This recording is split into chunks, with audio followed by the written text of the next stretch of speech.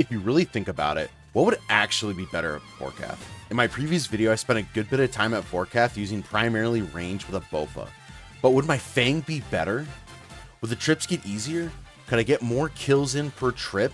Does the drop rate change at all? Have you seen my father? And can someone tell me why my girlfriend says my Venus is in Uranus? Find out right here.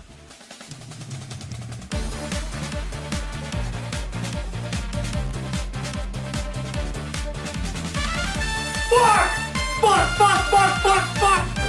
Ow!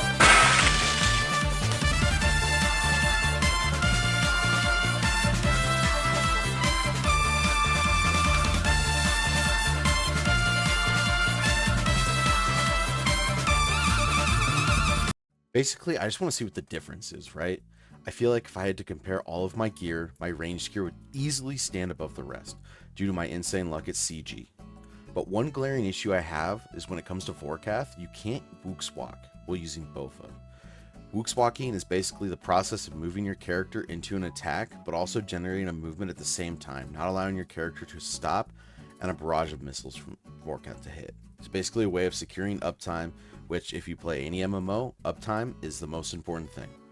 The fix for allowing myself to Wookswalk really either felt like buying a crossbow for shorter range or going melee. I had purchased a Fang at some point in the past, and so it felt like the right move was going to melee, even though Vorkath has slightly higher stab defense and range defense.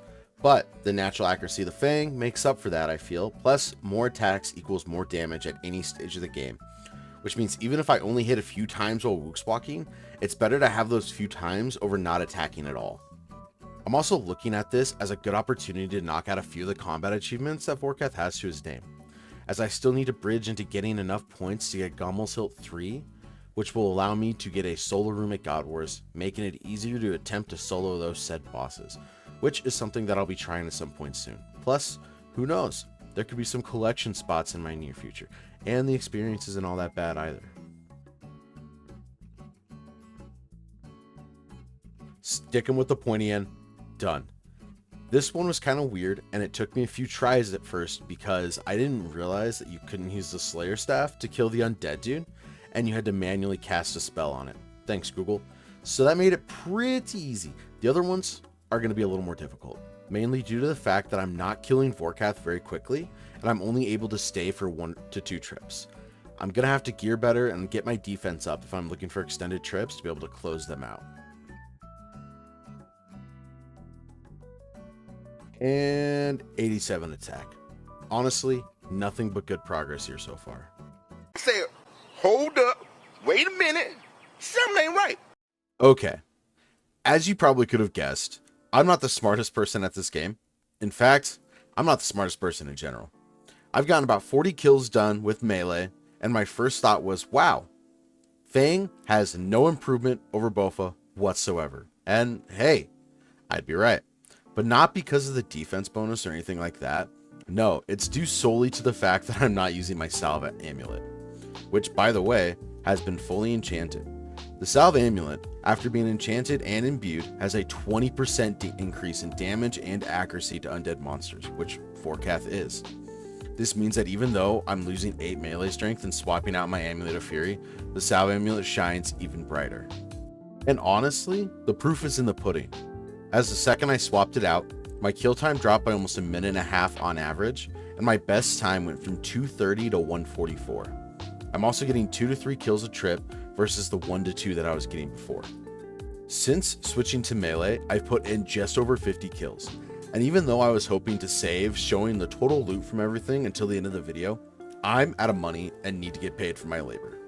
So what we're looking at right now is the gear that I was using at Vorkath, as well as the total loot from the boss. Honestly, the money is there. It's about 100k per trip, and Vorkath is truly known for being a decent moneymaker, even though the purples just don't pan out the same way. Having a 5 mil cash stack doesn't seem like much, but truthfully, my GP is flying out as fast as it comes in currently, so it'll have to do while I think about ways that I can push it even further.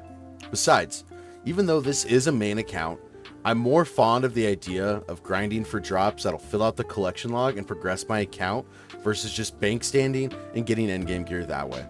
That being said, I would like to take a big step in that direction. Yeah, progressing. If you look right now, my achievement diary does leave a little to be desired, and I would like to take the time to finish them out, little by little. With that in mind, I'm going to use the time that I have left in the video to knock out all of the easy ones that I don't have done. That way, in the future, we can just move on to the medium ones and so on and so forth, up until I have them all done.